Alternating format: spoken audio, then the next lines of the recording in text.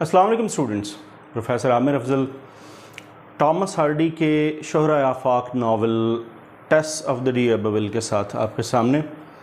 Last time हमने life history और कुछ वर्क्स के बारे में पढ़ा था जो कि टॉमस हार्डी ने लिखे। आज हम इनके इस लेजेंडरी वर्क को स्टार्ट करते हैं। टेस बुनियादी तौर पे ये एक कैरेक्टर का नाम है। Tess of the D'Urbervilles family है। टॉमस हार्डी की जितने भी रिप्रेजेंटेटिव ट्रेड्स हैं वो आपको इस नावल में मिलेंगे। अगर आप रिकॉल करें मेरा लास्ट लेक्चर जिसमें जब मैंने इनकी लाइफ हिस्ट्री के बारे में बताया था और जो इन्फ्लुएंसेस बताए थे या जो मेजर ट्रेड्स बताए थे, तो आप उनको माइंड में लाइएगा। Female suffering, role of chance और नेचर डिपिक्शन, और आपको उसमें एक रीजनलिज्म नज़र आएगा। तो ये सब कुछ आपको मिलेगा इस नावल में। टेस की कहानी शुरू होती है फेज़ 1 से, जिसको नाम दिया गया है maiden. A girl who is still a virgin, who is still unmarried and who has still not having any contact with any male partner. कहानी है टेस की फैमिली की। ये she is a girl of just 15-16 years of age. इसके father हैं Jack Durbeyfield और Joan डर्बीफील्ड, ये मियाँ बीवी हैं। इनकी बेटी है टेस, एलिज़ा लुइज़ा अब्राहम और कुछ और। इनके टोटल 8 चिल्ड्रन हैं। सो ये फैमिली जो है ये रह रही है एक रूरल एरिया में, और ये एक बड़ी पुअर फैमिली है, लेबर क्लास से ताल्लुक़ रखते हैं। इनका अपना एक कार्ट है, एक हॉर्स है जिस पे ये अपना सामान, यहाँ पर जो सब्जियाँ या इस तरह की चीज़ें, पोल्ट्री, ये चीज़ें उगाते हैं या पालते हैं, और वो उनको ट्रांसपोर्ट करते हैं एरिया के मुख्तलिफ जो आप कह लें मंडियाँ हैं, जो मार्केटें हैं वहाँ पे। इस फैमिली के सरबराह जो जैक डर्बीफील्ड हैं, ये कोई बहुत ज़्यादा मेहनती आदमी नहीं है। इस बेसिकली हैगलर, ड्रंकर्ड, बहुत ज़्यादा काम नहीं करते, बहुत ज़्यादा रिस्पॉन्सिबिलिटी नहीं लेते फैमिली की। जैसे हमने अक्सर देखा, तो जब मेल पार्टनर दिलचस्पी नहीं लेता तो जो फीमेल पार्टनर होती है वो ज़्यादातर कोशिश करती है कि अपने बच्चों को ज़्यादा रिस्पॉन्सिबली पाले। टेस जो है ये बच्चों में बड़ी होती है, जो बाद में हम देखेंगे कि ये रिस्पॉन्सिबिलिटी लेती है। कहानी यहाँ से शुरू होती है कि जैक डर्बीफील्ड जा रहे होते हैं तो उनकी रास्ते में मुलाकात होती है अपने इस इलाके के पार्सन ट्रिंघम से। पार्सन ट्रिंघम इनको सर जॉन के नाम से पुकारते हैं, सर जॉन डर्बीफील्ड। और ये एक बड़ी अनयूजुअल बात होती है जैक डर्बीफील्ड की कि सर जॉन से क्यों नाम, मुझे इतनी इज्जत से क्यों पुकारा गया। तो पार्सन ट्रिंघम ये बताते हैं कि आपको नहीं पता कि आपका ताल्लुक़ एक इस इलाके के एक बहुत बड़े मशहूर अमीर कबीर और बड़े नोटेबल एक फैमिली है, वहाँ से है, डर्बीफील्ड से है। तो ये बात जैक नहीं जानते, जैक डर्बीफील्ड को इस बात का नहीं पता। और जब हिस्ट्री बताते हैं पार्सन ट्रिंघम और उनको यकीन दिलाते हैं कि आप उस बड़े ख़ानदान से ताल्लुक़ रखते हैं, तो उनको यकीन आता है और वो फिर आके अपनी फैमिली को बताते हैं। पार्सन तो चले गए, लेकिन वो जो एक आप कह लें कि एक आइडिया इनके माइंड में छोड़ गए, वो जैक डर्बीफील्ड के माइंड में बैठ गया। वो इस तरह से बैठा कि उन्होंने कामकाज करना छोड़ दिया। उन्होंने कहा हम तो बड़े एक अमीर नवाब ख़ानदान से ताल्लुक़ रखते हैं, सो दैट्स वाई हमें काम करने की ज़रूरत ही नहीं है। ये फैमिली क्योंकि पहले गरीब थी, जब उन्होंने काम छोड़ा तो काम की सारी जिम्मेदारी जो है वो टेस पे और उसकी मदर पे आ गई। इन्होंने सामान लेके जाना था मार्केट में, तो ये जिम्मेदारी लगी टेस की, क्योंकि वालिद ने काम छोड़ दिया था। अपने भाई के साथ ये कार्ट के ऊपर सामान लेके जा रही होती है और रास्ते में एक एक्सीडेंट होता है। उस एक्सीडेंट में इनका जो घोड़ा है प्रिंस, उसकी डेथ हो जाती है। अब ये हॉर्स यानी प्रिंस की जो डेथ होती है, ये सिर्फ उनके एक हॉर्स की डेथ नहीं है, ये समझ लें इनका जो ब्रेड विनर था, इनका जो सोर्स ऑफ इनकम था, उसकी डेथ होती है। अब जब उसकी डेथ होती है तो फिर अब ये सोचते हैं कि ये अपनी इनकम को हम कैसे रेज़ करें।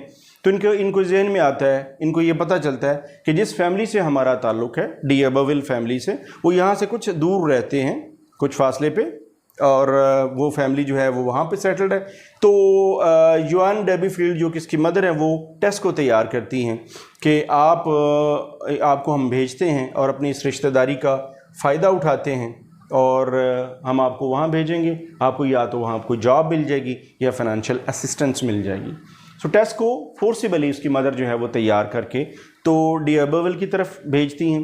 अब जब ये डियाबेविल फैमिली के यहाँ पहुँचती हैं तो वहाँ पर जो ख़ानदान है उसको हेड कर रही होती हैं एक ब्लाइंड वुमन है, blind lady, old lady Mrs D'Urberville, और उनका एक अय्याश और बदकिरदार बेटा एलेक डियाबेविल, जो कि एक बड़ा रिकग्नाइज्ड एक रॉग होता है। तो ये वहाँ जाती, इसको जॉब मिल जाती है पोल्ट्री और घर का जो छोटा सा फार्म है उसको संभालने की, उसकी लुक आफ्टर करने लग जाती है। एट द सेम टाइम कुछ आप कह लें कि सेक्सुअली हरासमेंट और एडवांसेस जो हैं वो एलेक डियाबेविल के शुरू हो जाते हैं। एलेक उसको बुरी तरह से तंग भी करता है। शुरू में तो वो बहुत ज़्यादा रेजिस्ट करती है और वो बचती है, लेकिन बहरहाल कुछ वाक़यात गुज़रने के बाद जिसमें वो बच जाती है। लेकिन एक वाक़या ऐसा होता है कि वो उसको कहीं फेस्टिवल में साथ ले जाता है, एक फेयर में, और वहाँ से वापस आ रहे होते हैं। It is at the time of evening, शाम का वक्त होता है और फॉरेस्ट से गुज़र रहे होते हैं। तो कुछ इन्होंने वाइन पी हुई होती है और कुछ ऐसा माहौल होता है कि वहाँ पर ऐसा साजगार माहौल बन जाता है कि जिसमें वो टेस को रेप करता है। टेस को रेप करके तो फिर वो वहाँ से वापस ले आता है उसको। यहाँ पर एक जो पहली जो स्टेज है वो ख़त्म होती है, एक बड़ी ही मिज़रेबल सिचुएशन पे ख़त्म होती है पहली फ़ेज़ का नाम आपने पढ़ा था, फेज़ द फर्स्ट मेडन, यानी ये वर्ड यूज़ हुआ है टेस के लिए, जो कि बुक द सेकंड पे मेडन नहीं रहती। जब बुक सेकंड शुरू होती है या फेज़ सेकंड शुरू होती है उसका नाम है मेडन नो मोर। अब जब ये सारा वाक़या हो जाता है और एक तरह से उसकी ज़िंदगी ख़राब हो जाती है, तो ये फिर वहाँ से वापस आती है टेस, यहाँ से सेकंड फेज़ स्टार्ट होती है। ये मार्लेट जिस जगह पे ये रह रहे होते हैं, इनका घर होता है, ये वहाँ वापस आती है, अपनी मदर से मिलती है, पूरी कहानी बताती है और इस बात का बहुत दुख होता है फैमिली को। बहरहाल ये वहाँ रहना शुरू हो जाती है। एक तरह से ये बहुत ज़्यादा डिप्रेशन का शिकार भी होती है, जो कुछ उसके साथ हुआ होता है फोर्सिबली हुआ होता है।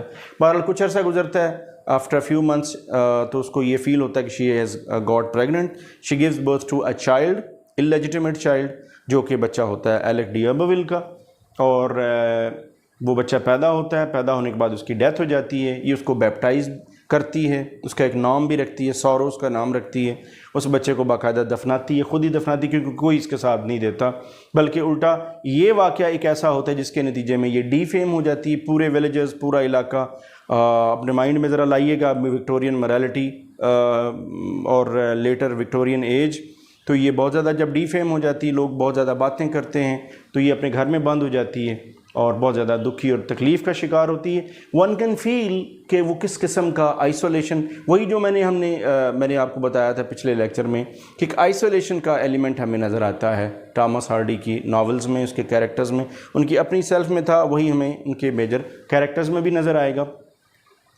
रेप और giving birth to a child, it was the talk of the town. सारे विलेजर्स ये बातें करते हैं, उस पर तरस खाते हैं, बातें करते हैं। फैमिली डीफेम हो जाती है तो वो घर में बंद रहती है। तकरीबन 2 साल उसके इसी तरह से गुजरते हैं। इन 2 सालों में वो अक्सर घर से ज़्यादा उस कब्र तक जाती है जो उसके बच्चे की होती है। वहाँ वो फूल चढ़ाती है और उसका ख्याल रखती है, उसको क्रॉस वहाँ पर लगाती है क्रिश्चियन।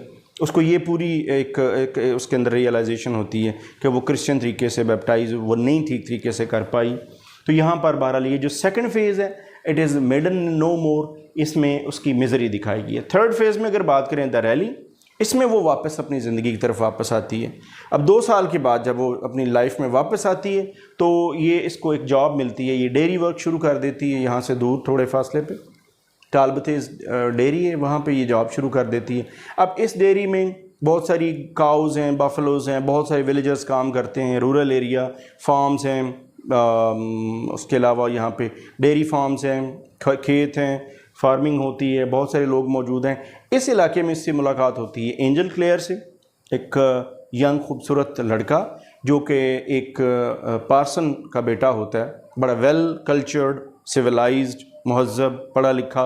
और ये जो फार्मिंग उसने ली होती है एज अ प्रोफेशन नहीं ली होती, एज अ रिस्पॉन्सिबिलिटी, और अपनी ट्रेनिंग के लिए उसने ये अपने ज़िम्मे ली होती है फार्मिंग। यहाँ पर इसके साथ जॉब करता है, काम करता है, तो यहाँ पर इनकी एक अच्छी अंडरस्टैंडिंग डेवलप हो जाती है। याद रहे कि अगर हम टेक्स्ट पे गौर करें तो यही एंजल क्लेयर हमें फ़ेज़ 1 में भी स्टार्ट में दूसरे तीसरे चैप्टर में नज़र आता है, जब ये सारी लड़कियाँ इंक्लूडिंग टेस, बहुत सारी लड़कियाँ मई की सेलिब्रेशन यानी जो स्प्रिंग सेलिब्रेशन में मसरूफ़ होती हैं। तो ये गुज़रता है और ये उसको पहली नज़र में देख के पसंद भी कर लेता है और फिर लेटर ऑन उसकी इस डेयरी पे उसकी दोबारा से मुलाकात होती है। एक तरफ तो ये होता है कि एंजल क्लेयर उसको पसंद कर लेता है, उसके लिए अपनी पसंदीदगी का इजहार भी करता है दूसरी तरफ, और ये चाहता है कि अगर ये उसको प्रपोज़ करे और उससे शादी करे, लेकिन टेस जो है वो बहुत रिलेक्टेंट होती है। टेस इसलिए रिलेक्टेंट होती है because she wanted to tell Angel Clare about the past happenings और mishappenings of her life, जो उसके साथ पहले हो चुकी होती है। वो नहीं बता पाती, वो प्रपोज़ करता है, इनकी शादी तय हो जाती है। शादी तय हो जाती है जब, और वो कोशिश करती है कि अपनी एक ख़त जो भी उसके साथ हुआ वो एक ख़त में लिखे। उसने ख़त लिखा, ख़त में सब कुछ लिखा और उसके कमरे के दरवाज़े के नीचे से उसके कमरे में थ्रो किया, लेकिन वो जो ख़त था वो उसके कारपेट के नीचे चला गया। सो वो जो ओरिजिनल कहानी है वो एंजल तक पहुंच नहीं पाई। जब वो पहुंच नहीं पाई तो बहरहाल उसके बाद उसके नतीजे में इनकी मैरिज हो जाती है, शादी हो जाती है। शादी के बाद जाके फिर कहानी खुलती है। तो उसके बाद से एंजल क्लेयर के अंदर एक आप कह लें कि एक मिसट्रस्ट का एलिमेंट जो है वो पैदा होना शुरू हो जाता है। सो वो जो एक फेज़ थर्ड में रैली में हमें एक टेस की लाइफ का वापस रिवाइवल हमें नज़र आता है, तो वो दोबारा से रिवाइवल जो है वो स्टॉप हो जाता है और यहाँ से उसकी मिज़री दोबारा से स्टार्ट हो जाती है। Here ends the third phase. So first में हमने इंट्रोडक्शन किरदारों का और जो उसकी मेजर डेवलपमेंट देखी। सेकंड एंड थर्ड जो है उसमें हमने टेस की मिज़री, लाइफ की तरफ रिवाइवल और दोबारा से मिज़री की तरफ का सफ़र देखा। इस पहले पार्ट में मैंने पहली 3 फेजेस को कवर करने की कोशिश की है। Next video I will complete this plot story. इस वीडियो में सिर्फ यही 3 फेजेस मैंने आपके सामने रखी। टिल नेक्स्ट वीडियो मैं इंशाल्लाह नेक्स्ट वीडियो में आपके सामने जो लेटर हाफ है वो लेके हाज़िर होऊंगा। Thanks for watching.